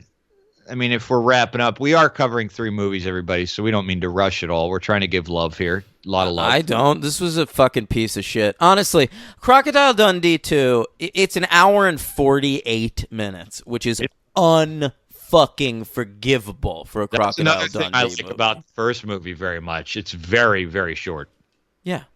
So, and so is the third one, to be honest. But the second one is ridiculously bloated, and it took me, like a lot of energy to get through. Honestly, like since I've been sober on the podcast, I remember some times when I was drinking and I was watching these movies like late at night where I was having genuine trouble getting through a movie. Man of Steel being one of those times, and this is since I've been a sober guy. Like this is like the hardest time I've ever had paying attention to a movie. Wow. Okay. All right. Yeah, I didn't think it was as It's like bad. watching fucking Australian paint dry. I didn't think it was as. I mean, I think it's pretty bad. I don't think it's as bad as you say, but it's extraordinarily boring. I'm giving it a 2. I'm giving it a 1. Wow. So just utter piece of shit. Yeah, I hated it. I had to reserve that rating. But my MVP is a clear-cut winner who is the only thing that kept me going to get through the end of this movie, and that is Peter Best, the composer. Now, I thought it was very interesting that they enlisted the drummer that they fired from the Beatles to compose the music for these movies. How do you think that happened? He was looking for work. Australia's a cheap place to live. Oh, he's in Australia now these days. I don't know, but maybe, and there you go. Now, that's Henry, it's not that guy, right? no. I'm not. No. I don't know. Oh my God, if it is, wouldn't that be fucking no. Is that guy alive? Did he kill himself? I don't know that guy, but this guy is an actual. He's written for a lot of films. This guy, so no. He's an Australian composer. He did Mariel's Wedding and all that shit. This is not. You're thinking of. I know. Yeah, no. But this guy gets my MVP because I really like his percussive soundtrack, and it's the only. I was literally watching the movie, just staring at the beautiful scenery. I think that's crazy. Like, I did not have a hard time coming up with good actors in this movie. I didn't either, but he was my favorite part of the only thing I could glom onto. All right. I thought, the pacing is bad, but I will say I thought the movie looked good. The framing was fine. The scenery was good. I blame the director. He's my LVP. This Crocodile Dundee II is going to get purely technical MVP and LVP stuff from me. I haven't done that in probably a couple of years where I've given both things. This movie is getting John Cornell. Try to write something else. Don't try to direct again. My LVP is the Punks. Just as a group? Yeah. Well, I guess I'll go with Rat. He was the head punk. The most intimidating gangster since the Warriors, which is clearly what these guys are trying to be. It was just like I felt like I was watching punk rock die before my very eyes. I felt like I was watching West Side Story outtakes. It was like that. They were just like wearing leather. It was like the fucking Warriors because there's like 100 of them. Right. Yeah, and they're not, but they're not menacing. They're nothing. I don't know what the fuck they are, and they literally don't do anything. Croc Dundee asks them what they do, and they're like, nothing. Okay. Crocodile Dundee, come out and play. Second, I thought you were doing like if Shirley Bassey had written the theme song to Crocodile Dundee. He's a man with a necklace of teeth. He'll poach your neck. He'll take you out in the bush and you'll think it's a bush, but it's really a bush in your vagina. It's Dundee. Okay. You have a superhero count? Oh, yes, sorry, excuse me. Yes, it's I have a 3 count, just a 3. That's going to be Kenneth Welsh, who played that cop Brannigan, Stephen Root's boss. Zap Brannigan. That's right.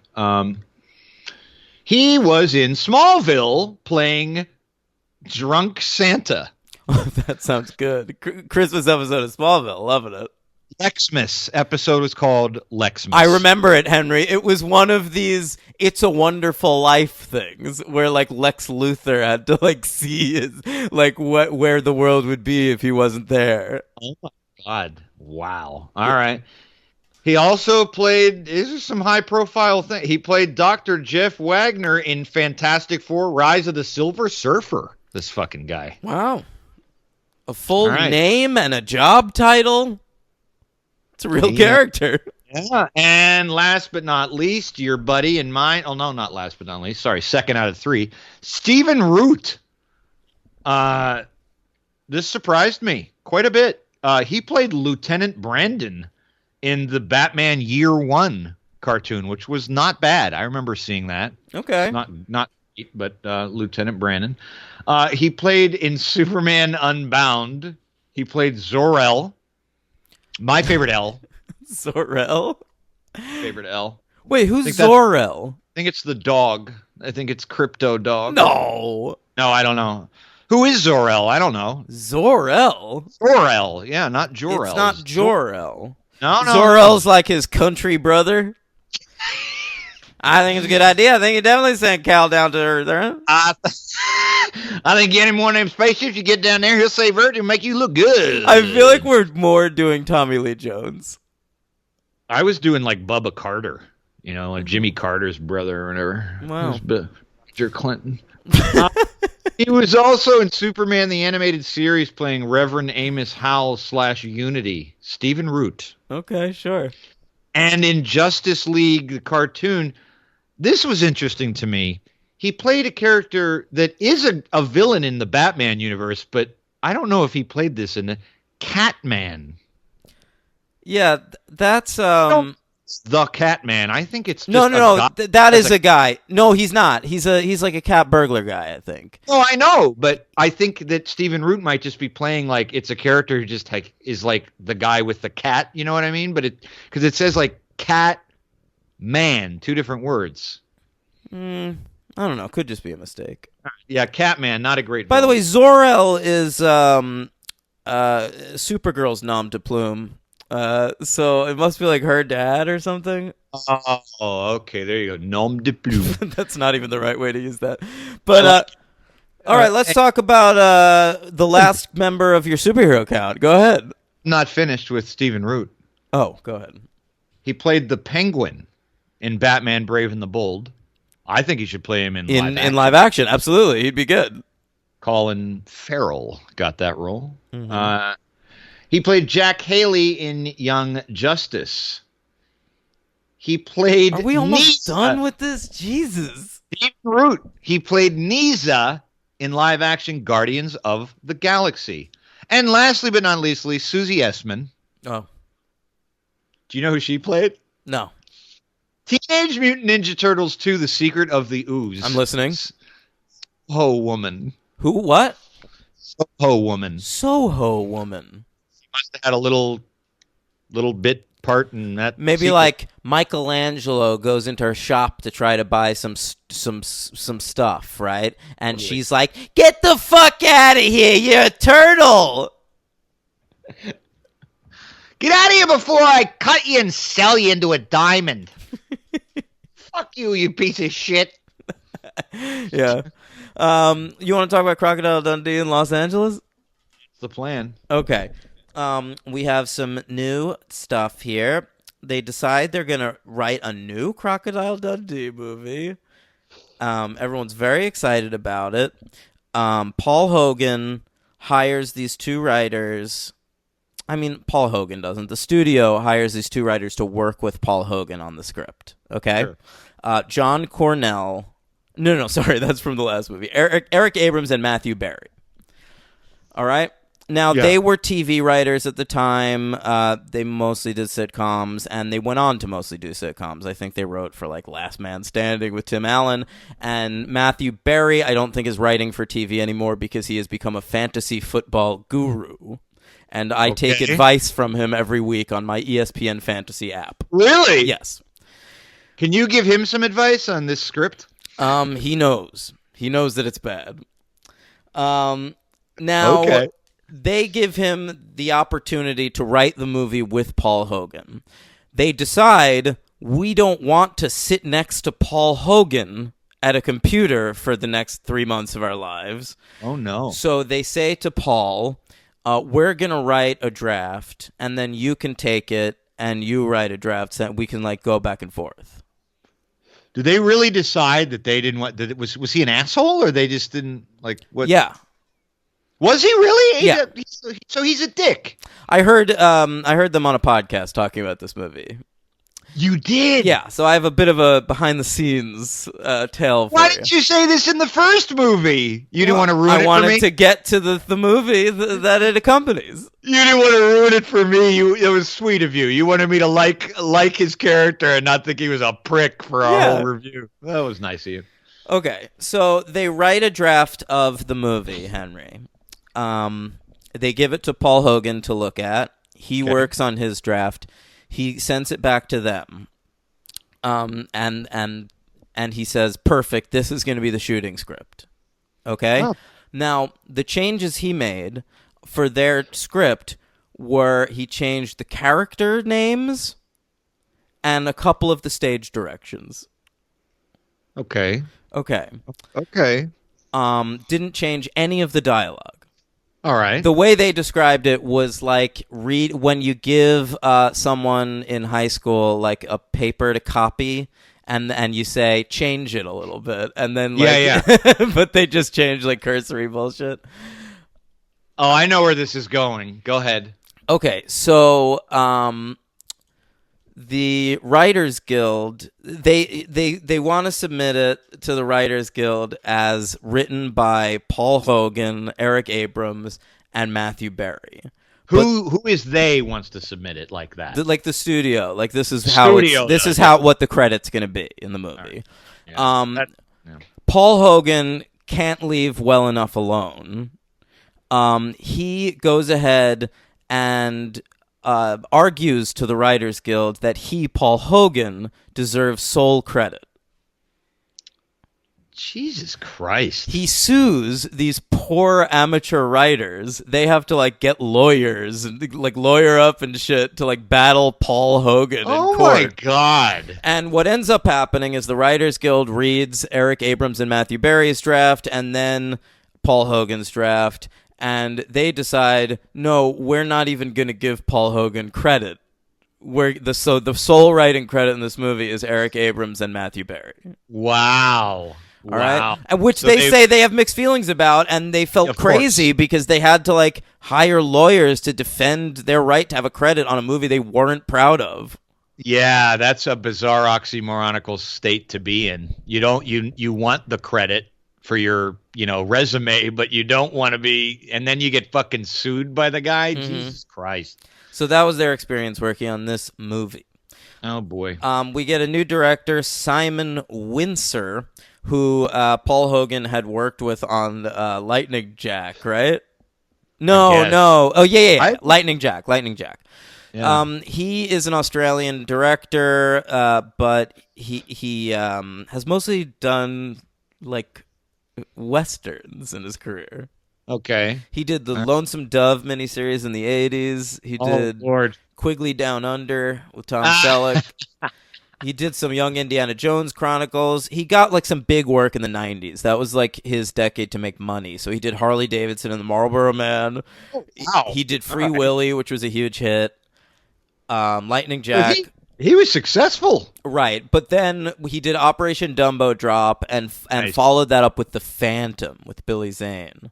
Ooh. And that tanked so bad that it kind of just killed his career. He went back to TV, did some Western TV movies with Tom Selleck, and then directed this movie. Anytime that I hear Quigley Down Under, and now you just tell me again he did more Westerns with Tom Selleck, I always think of it like the Tom Selleck consolation prize. Because of Indiana Jones? Yeah. Oh. Yeah. God, that poor my bastard. Whole life, every time I've heard the title Quigley Down Under, I'm like, yep, that's the movie he wanted to try to make as big as Raiders. Yeah. He's on that show Blue Bloods now. And the creator of that show this past week died of old age. Okay, really?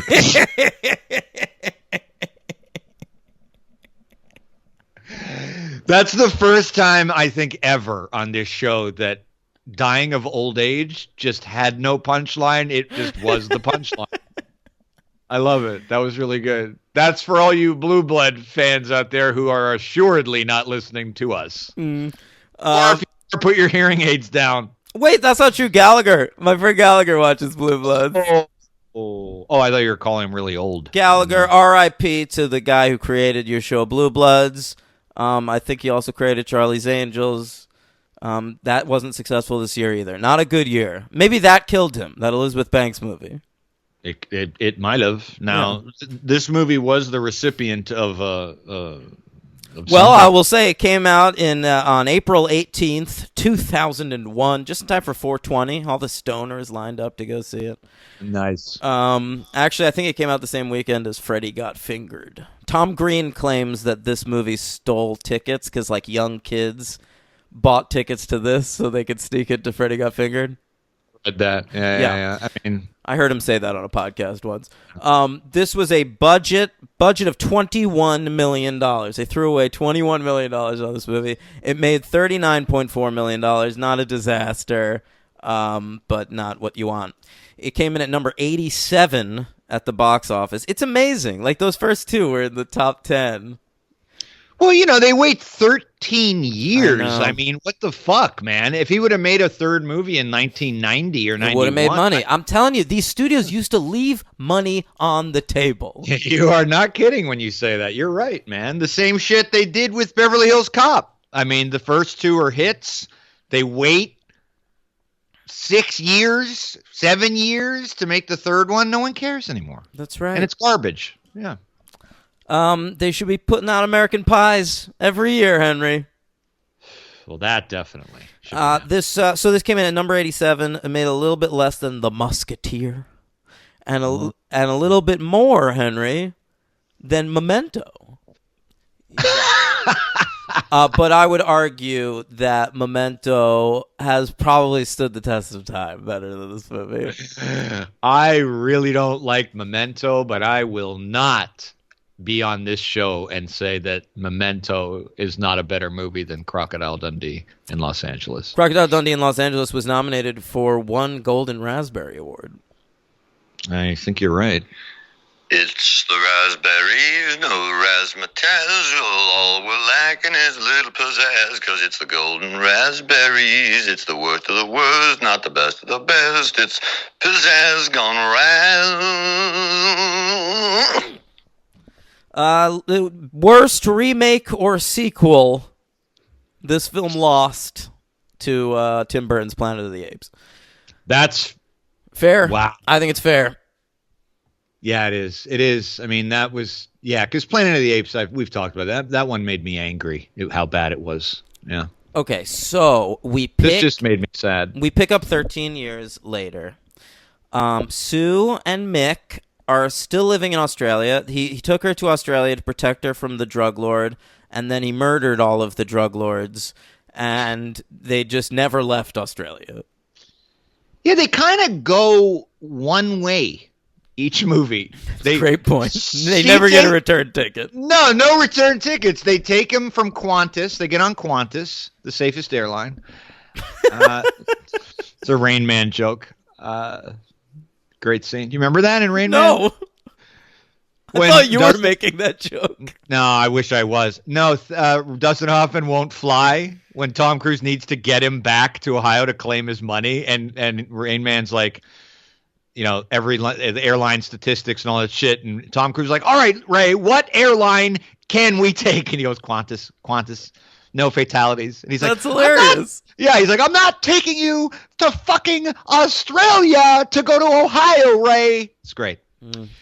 Anyway. If this movie came out 5 years later, they might have put him on like Oceanic Air. There you go. Yeah. There you go. Mm-hmm. Yeah, they go to New York in the first one, never come back. They go to Australia in the second one, they never come back. No, but they're living here 13 years later in a fucking shack. She's given up this Newsday job. And that palatial Manhattan apartment, I should say. Yeah. And they're living with this shitty kid. And what a life. Poaching crocodiles has now been outlawed in Australia, and so he's putting on shows for tourists, and he's competing for the attention of the tourists with Jacko. I like Jacko though. He was all right. There was a nada to grab onto in this movie, so Jacko was all right. I'll throw it out right now, Henry. I'm going to agree to disagree, and I'm going to make the argument in this podcast that Crocodile... No, it's not what you think. That Crocodile Dundee in Los Angeles is better than Crocodile Dundee II. No, that is what I thought you were going to say. Oh. That's fucking nuts. I think it is. This is an unbelievably bad piece of shit. I thought this was a very good bad movie that I will watch again in my life. That sentence makes sense, but as a movie, there's no way this is better than the second This one. was more enjoyable.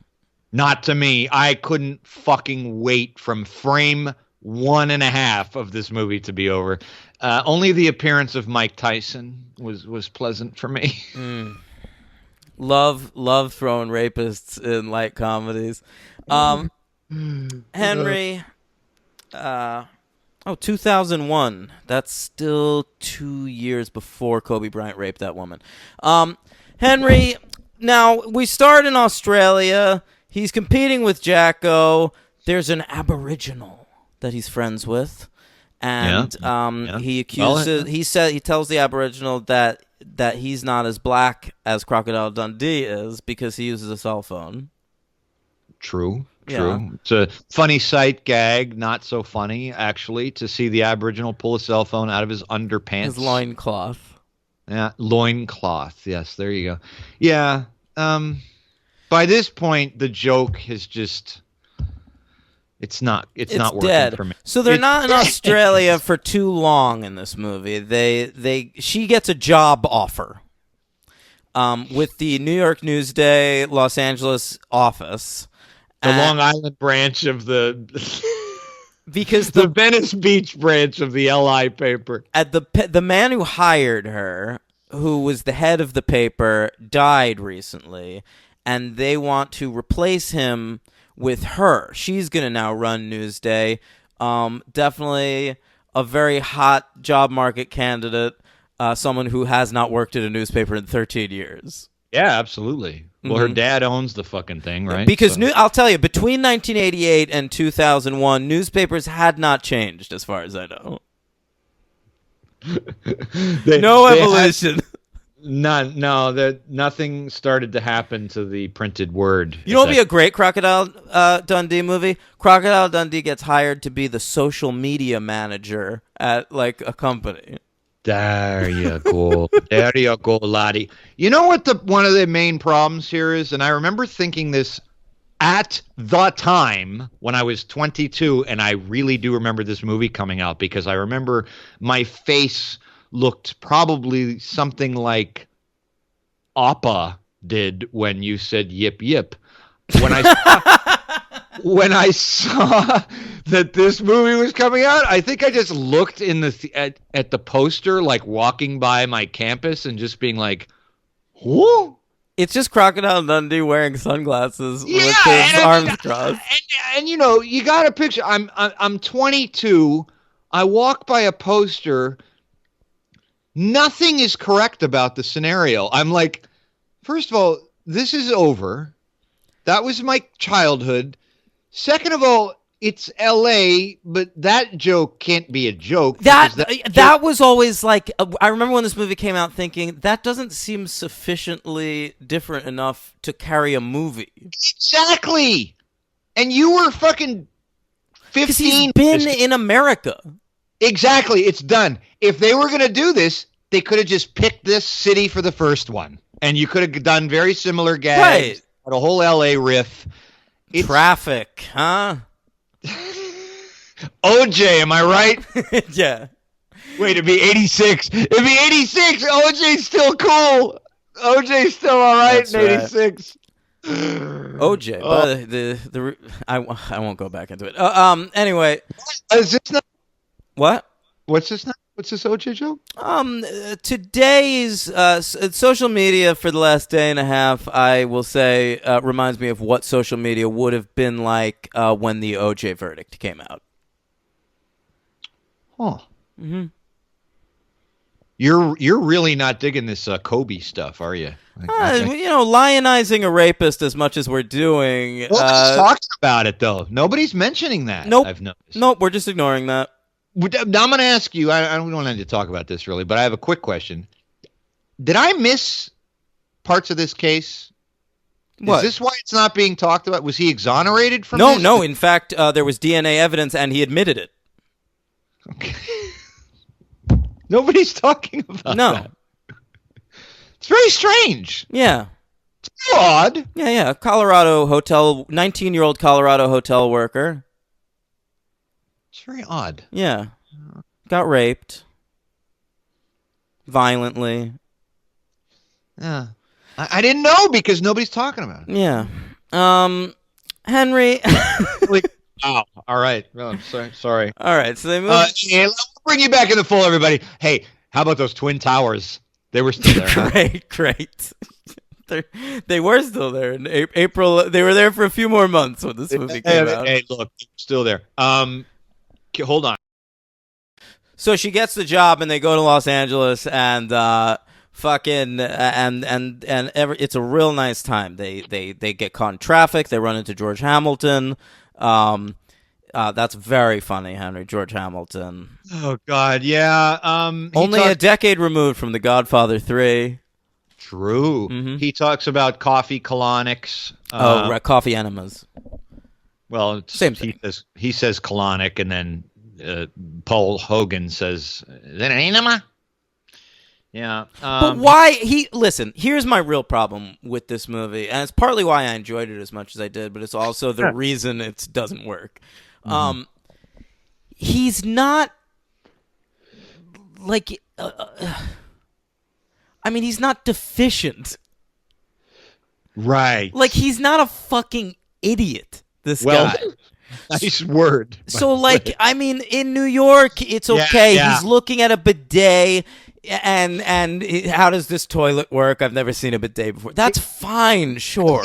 Yeah, he's got the Outback naivete that doesn't translate to the Big Apple. It makes sense. Here, it does make him seem like he's just he's a little bit touched. They're driving around. Never explained how he knows how to drive, but okay, I'll allow it. He drives Outback. Does he drive like a little thing? A Jeep, yeah. Okay. So he's driving around L.A. on the freeway, and his son says, "Look, there's a dog." Yeah, that's really... So what Crocodile Dundee does is he skids out in the center of the freeway, causing like an 100-car pileup behind him. And then he goes off to find this dog. And they can't find it, and they're taking their sweet little time. They have no concept that people are rushing and that they're holding up traffic for miles. And then it turns out it's not a dog, it's a skunk, which they don't recognize at first. The kid's like, "What's that? It's not a dog, but I don't know what it is." And he's like, "I don't know what it is either. Actually, I think it's a skunk. But aren't they supposed to be smelly? This animal's not smelly." You know what? You just gave me a theory about this whole project. Maybe, just maybe, Crocodile Dundee is edging slowly into senility. Alzheimer's. Yeah, maybe he's got early onset. Not early. He's already like 62 in this movie. So, yeah, maybe that's what's going on. He's regressing. Because remember at the beginning of the movie, he can't even catch a crocodile anymore. I mean, he's hanging up in a tree branch. Yeah, and he seems psyched to go to Los Angeles. Like, it's like a change of pace for him. Maybe because it's slower. Mm-hmm. You know, he wants it to be slow. Yeah, although we do get introduced to my favorite comedian, and I know at one point he was yours. I don't know if maybe he's down to number 2 for you, but that's Paul Rodriguez, and he's great. I don't mind Paul Rodriguez. Are you talking shit? Yeah.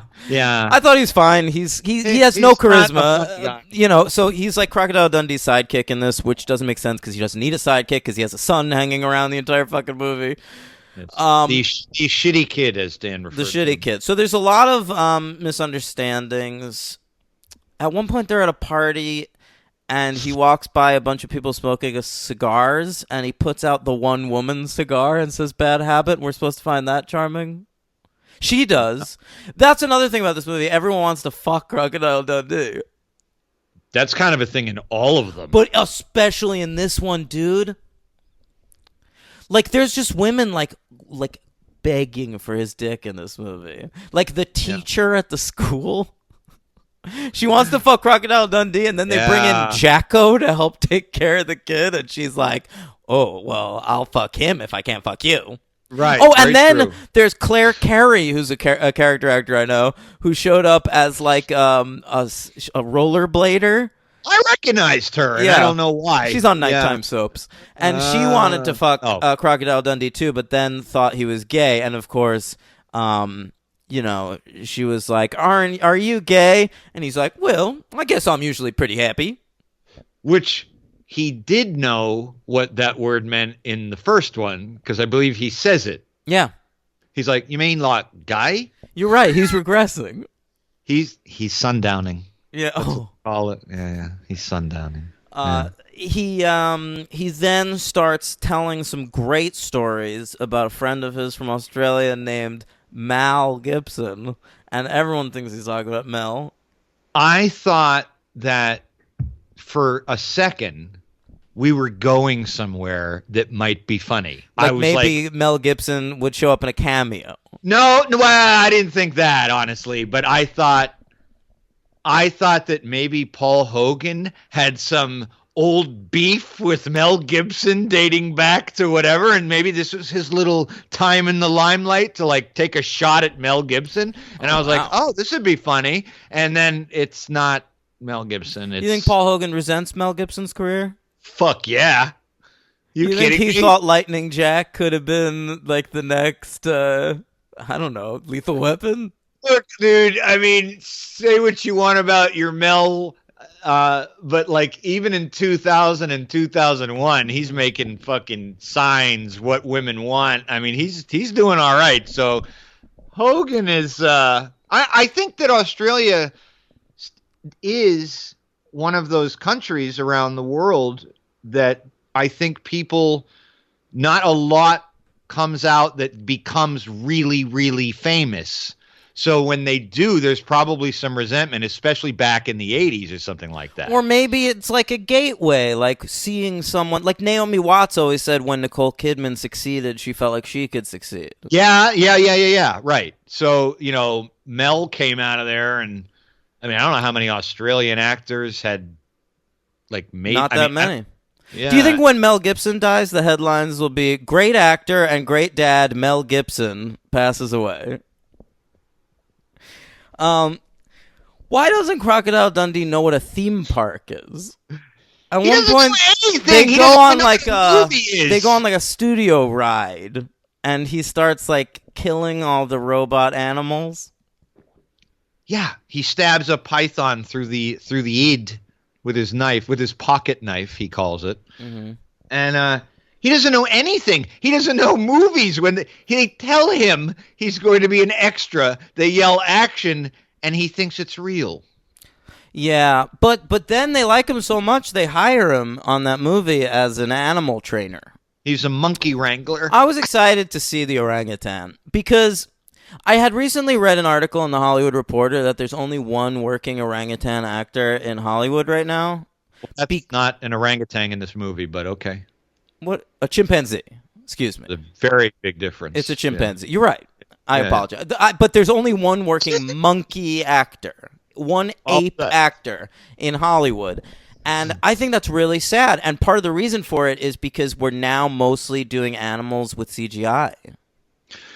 Yeah, and also And it looks like shit. And I don't like it. Fucking Lion King sucked. Have you seen this fucking Call of the Wild trailer with Harrison Ford? Yeah, I did see it. That fucking dog looks like garbage. Don't you remember I told you on the show that when that trailer came up for whatever the fuck it was we saw, I got choked up a little bit when he saves the woman from freezing to death in the ice? You are insane. That I went to go see Knives Out again this week because I'm obsessed with it. I'm double viewing of Knives Out. Wow. And I saw that I had to sit through that trailer again, and that's going to be the worst movie of the year, and I predict it's going to make under $10 million at the box office. That's probably right. I mean, I'm not going to see it. I'm just saying that when who cares? It's probably not just the CGI. It's probably an animal rights thing, though. Well, that's how it started. That we're doing more CGI now because of the American Humane Society and shit. Yeah, but Kiki the monkey in this, or chimpanzee, adorable MVP contender. You know what? Got to make a little note here. Sorry, folks. This is official note-taking business on the franchise. It goes and gets a Diet Pepsi from the table. It's a Diet Pepsi. What was up with this movie? It was filming like it was supposed to take place in Yugoslavia. I don't know if it's one movie they're filming or no, it's one movie. It's Lethal Agent 4. Right, 3. No, 3 had come out. They were at a party for Lethal Agent 3, and then he told that actor, "Did you hear they're making a Lethal Agent 4?" And he was like, "Oh, I got to call my agent." Yeah. I thought he was like pulling his leg, but then again, he's not that smart. So right, okay, yeah. So Lethal Agent 4. So there's another, by the way, another little nugget of. I don't think Paul Hogan is a fan of Mel Gibson. We're making Lethal fun of Mel Agent. Yeah, I don't think we like him too much. So, So the Kiki the monkey, right? Yugoslavia. We've got. What is this movie? It's an impenetrable plot. It's labyrinthine for a movie of this nature.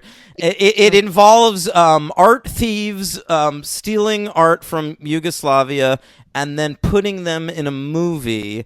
and then burning the evidence, but the evidence would actually be fake replicas, and they'd keep the real paintings, and so people would see them burning in the movie and know that they burned, and... FYI, not a bad idea for fraud. It's very complicated. Yeah, just take the action, just take a fake of it, burn it in a movie. It's over. Yeah. Yeah, it's we get to see Jonathan Banks, franchise returner. Looking weird, newly bald. It looks like, and very lumpy. We're 7 years He's away experimenting from Breaking with Bad. the goatee. Yeah. We're 7 years away from Breaking Bad. Maybe a little longer, right? Who else? There were some actors in this movie. I very much enjoyed. In fact, I'm going to say my MVP right now. I'm a big fan of the actor Gere Burns. Gere Burns figures a little bit into the superhero count. And he was as he would, and he's a great villain on this, and he was great in Justified. I had written. This is a full confession. I had written MVP Gere Burns. Then I crossed it out, and I had written MVP Jacko, and now I've crossed out Jacko, and I wrote Kiki. Yeah. But he is a good villain. They just don't give him shit to do. He's barely in it. I know, but he's slimy. I was reading a lot into this Hollywood set movie in 2001 that had a scene of Sue having a meeting with Gere Burns while he was getting a full body massage. Are you really? Yeah. Did you notice that? Yeah, I did. But I mean, that was like, what was that? Sounds like an experience that some women might have had in Hollywood around this time. Wow, dude. Yeah, sure. I just didn't even. The movie was such a fucking fantasy to me. I didn't even think. Look, I loved every second of this movie. We could go through the list. At one point, the shitty kid does an impression of The Rock. He says, "Do you smell what The Rock is cooking?" in an Australian accent. It's wonderful. At one point, they go to visit Wendy's, and the woman comes over the speaker, and they order an entire Wendy's meal, making sure to name check every actual Wendy's item. And he calls her Wendy directly. He thinks that she is the Wendy of the Wendy's in the name. He never came across a Wendy's in his year of living in New York, apparently.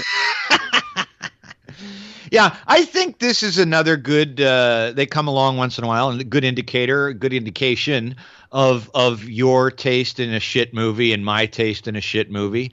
Whereas I could sit through. I don't want to sit through either, but I could sit through CD2, whereas CD3 is more your I would argue. I think the next Crocodile Dundee movie I watch in my life is in a couple years. I'll rewatch this one. Okay. Mm-hmm. Okay, you'd rewatch this movie. Yeah, it is a fun movie. All right. If I was with like friends and it was like a fun night, and maybe someone was drinking, someone was getting stoned, I'm drinking seltzer. I have the presence of mind to suggest let's watch Crocodile Dundee in Los Angeles. This will never be seen by mine eyes ever again, and it was a chore to get through. I loved it. And then the end is pretty quick. We dispatch of the bad guys in like the last 10 minutes, and everything's cool. We get some nice lions. We get a cage. We get him doing that weird shit with his fingers where he's like hypnotizing animals. I like that from the first one. This movie sucks. Holy shit. I knew it would be bad.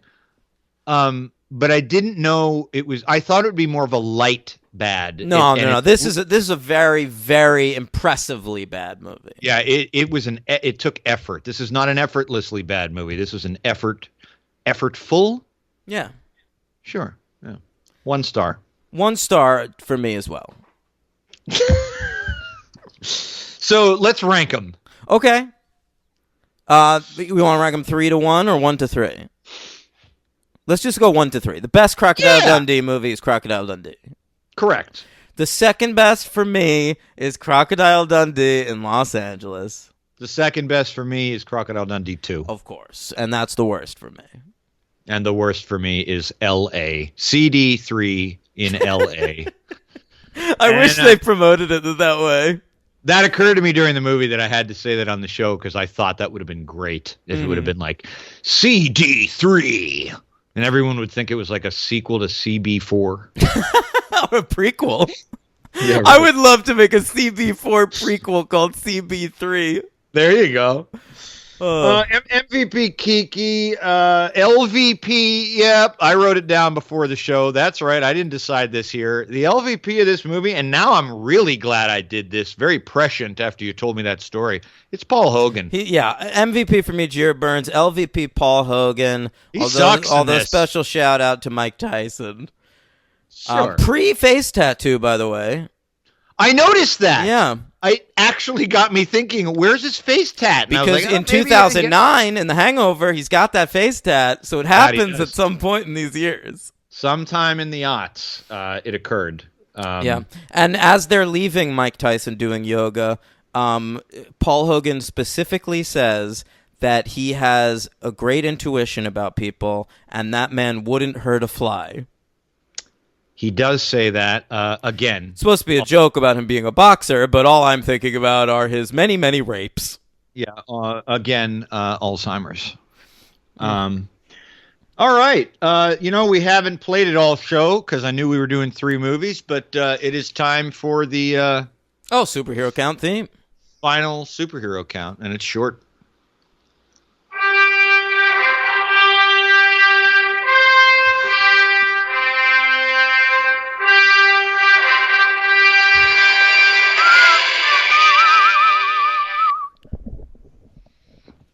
All right. Well, it is your boy. Now, how do you say his name? Jer Burns? I always said Jer Burns. Maybe it's just like a weird spelling of Jerry? I have no idea. Yeah, I thought it was Jerry. But, I mean, he's American, so who knows, man? It could be. Anyway, do you know what he was in? You get one guess. It's only one thing, and it's very current. Yeah. He's on one of the DCs, right? He is Jacob Tiernan in Lucifer. Oh, I was wrong. Excuse me. Oh, Lucifer. That's a perfect show for Jer Burns. I don't know it, but it's called Lucifer, and he does look like Satan, so there you go. Yeah. Who else? Aida Turturro. We didn't bring her up. She showed up. She showed up. Yeah, she showed up. I had to remember if she was John Turturro's daughter. She's a sister, right? Yeah. No, cousin. Oh, weird. Aida. Like the Great Verdi opera. That's right. And the even better Elton John Broadway musical. All right, Henry, what do you got? Is that it for the superhero count? That's all. That's what I love to hear. All right, what a long episode. Happy Australia Day. I hope I didn't bring you down talking shit about Paul Hogan or talking shit about some of our American icons that have recently passed. And I will say, what a fun project this was, even though we had to watch these 3 shitty movies. One great classic movie and one mediocre one and one piece of shit.